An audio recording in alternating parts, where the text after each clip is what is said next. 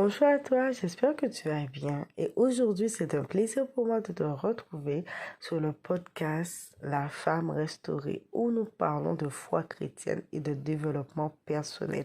Et aujourd'hui, nous allons parler de la prière, l'importance d'avoir une vie de prière constante, d'être dans la présence de Dieu, de chercher la face de Dieu. Et plus vous allez rester dans cette communion avec le Seigneur, par la méditation de sa parole, par la prière, dans la louange, plus vous allez vous sentir bien. Vous allez sentir votre âme régénérée. Vous allez vous sentir rempli du Seigneur, rempli de lui, rempli de sa parole, rempli de sa présence.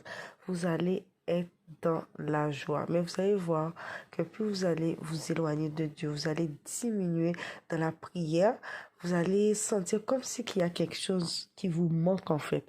Parce que vous savez en fait, la chair, elle est faible et elle aura toujours tendance à avoir envie de retourner à ses anciens penchants, à ses anciennes habitudes. Mais quand nous allons avoir cette communion constante avec Dieu, être nourris par la parole, nous aurons la force et le courage d'affronter certaines adversités de la vie. Parce que c'est vraiment à travers de la prière que ça nous maintient dans une communion constante avec le Seigneur, dans une relation constante avec lui, à chercher sa face, à toujours chercher sa volonté, à toujours chercher à lui plaire, à nous examiner, à nous remettre en question par le jeûne, par la prière, que nous nous rapprochons de lui. Mais plus nous allons nous éloigner de Dieu, plus nous allons négliger la prière, nous allons voir que toutes les mauvaises habitudes, les mauvais comportements que nous allons laisser, elles auront tendance à revenir. Elles voudront refaire la souffrance. Il est vraiment, vraiment, vraiment important d'avoir une vie de prière constante. Et vous savez, des fois, il y avait des moments et il y aura des moments que vous aurez la force, vous allez prier beaucoup, vous allez prier constamment. Et il y aura d'autres moments, vous n'allez peut-être pas pouvoir en prier peut-être 1 heure, 2 heures, passer vraiment dans du temps, dans la méditation, mais il ne faut pas vous en vouloir. Le plus important, c'est même si c'est 10, 15, 20 minutes, dès que vous trouvez un temps dans la journée, que ce soit le matin, que ce soit à midi, que ce soit le soir, pour passer un moment avec le Seigneur. Parce que partout où vous êtes, le Seigneur, il est avec vous. Que ce soit vous êtes dans votre voiture, le Seigneur, en fait, il est avec vous. Peu importe dans les transports, il est avec vous, il est partout avec vous. Et franchement, c'est vraiment important, c'est vraiment important, c'est ce qui va nous permettre de tenir lors des difficultés. Et vous savez quoi, il y avait des moments dans certaines périodes de ma vie où j'avais vraiment du temps, où je priais constamment. Je priais, j'avais du temps d'être dans la présence de Dieu, dans la méditation. Mais il y avait d'autres moments où j'étais beaucoup plus occupée par la formation, par le travail ou autre. Et j'avais en fait moins ce temps. Mais j'ai vu que toutes les prières que j'avais faites il y a peut-être 2 ans auparavant, j'ai vu ses fruits. J'ai vu ces fruits porter des graines. Vous savez, c'est comme des semences que vous plantez et après, vous allez voir dans quelques mois, 1 an, 2 ans, que tout cela aura germé, que toutes les prières que vous avez priées et ça va porter du fruit. Et j'ai vraiment vu comment, quand j'avais prié en amont, j'avais recommandé l'année, j'avais recommandé tout ce que je faisais, aussi grâce aussi avec le livre de prière de ma sœur, la femme victorieuse de Jessie Héred, le combat spirituel. Quand je faisais toutes ces prières et tout, je faisais toutes ces prières et franchement, aujourd'hui, imaginez-vous, j'étais là, j'étais en train de prier aujourd'hui et je pensais à ça. Et quand j'ai regardé, j'ai réfléchi, je me suis assis et j'ai vu certaines choses qui se sont déroulées au cours de cette année. J'ai vu vraiment en fait que c'était les fruits des prières que j'avais faites. Parce que quand je faisais les prières avec le livre de la femme victorieuse, etc., et où je demandais au Seigneur de me mettre au bon endroit, au bon moment, avec les bonnes personnes, tomber sur les bons serments, les bonnes vidéos, vraiment. Et quand j'étais en train de réfléchir et le Seigneur me disait, mais tu vois, toutes les prières que tu faisais là, c'était pas des prières en vain. Et c'est là que j'ai vu toutes ces prières que j'avais faites, elles m'ont porté et elles m'ont dirigé et elles m'ont conduit exactement là où est-ce que Dieu voulait que je sois, avec qui qu'il voulait que je sois. Et c'est là en fait que faut pas négliger, faut vraiment pas négliger cet aspect de la prière, parce que quand vous priez le matin, vous priez le soir, c'est comme une barrière, une barricade que ça met, que même si l'ennemi avait programmé des choses durant la nuit contre vous, le matin vous levez, vous venez annuler ça. Et c'est pas les plans de Satan qui vont s'accomplir, c'est les plans du Seigneur qui vont s'accomplir. Parce que la prière, en fait, c'est notre barrière, c'est notre couverture. Et si nous avons pas de vie de prière, c'est comme si, en fait, nous sommes désarmés. Et c'est important de prier pour que les plans sataniques de l'ennemi, les plans des mauvaises personnes ne nous atteignent pas, que nos familles et nos proches soient couverts par nos prières. Et c'est au début, quand je faisais toutes ces prières, des fois, j'étais fatiguée, j'étais épuisée, vous savez, j'en avais un petit peu, comment dire ça, si je peux dire ça ainsi, marre. Je me disais, je prie, que je voyais pas que les choses ne s'accéléraient pas assez vite. Mais des fois, quand nous prions, nous demandons une chose à Dieu, nous voulons que ça aille vite. Nous voulons que ça se fasse vite, que ça se fasse, par exemple, dans une semaine, dans 2 semaines, dans 3 semaines. Mais non, il y a certaines choses que ça prend du temps, que le Seigneur doit créer les occasions, créer les circonstances, préparer le terrain, préparer notre cœur aussi à recevoir les bénédictions de toutes nos prières.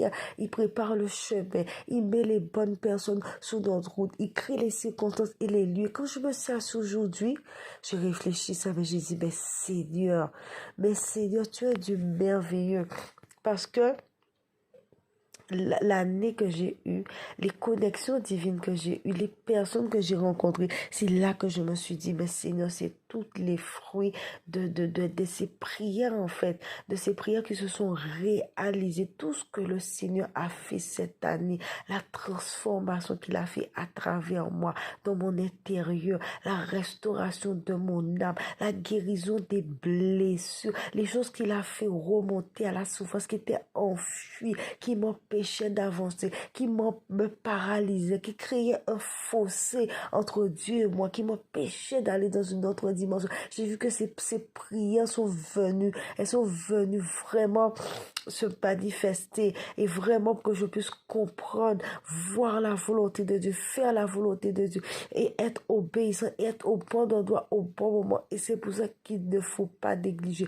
Peu importe le temps que ça va prendre, vous allez voir, ça va porter son fruit. Il est important que nous gardons cette communion, que nous restons proches de notre Père. Même si des fois vous êtes là, vous êtes fatigué, vous allez voir que l'ennemi va essayer de vous décourager parce qu'il sait que quand il a eu votre vie de prière, l'ennemi sait que quand il a eu votre vie de prière, il vous a eu. Et j'ai vu que toutes les fois où je baissais, j'avais plus envie de prier. J'étais découragée. Il y avait des attaques, des oppressions. J'avais l'impression, plus je priais, plus les attaques s'intensifiaient. J'étais fatiguée. J'en avais marre. Il y a eu des moments que je ne pouvais même plus dormir tellement que j'étais oppressée de toutes parts. Mais c'est là que je me suis dit, mais si je priais, c'était déjà comme ça.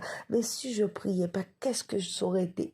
Il m'aurait achevé. Et c'est grâce aux prières, grâce au Seigneur qui m'a maintenu, qui m'a gardé, même si des fois vous voyez que vous avez pas envie de prier, vous vous efforcez, vous parlez à votre âme.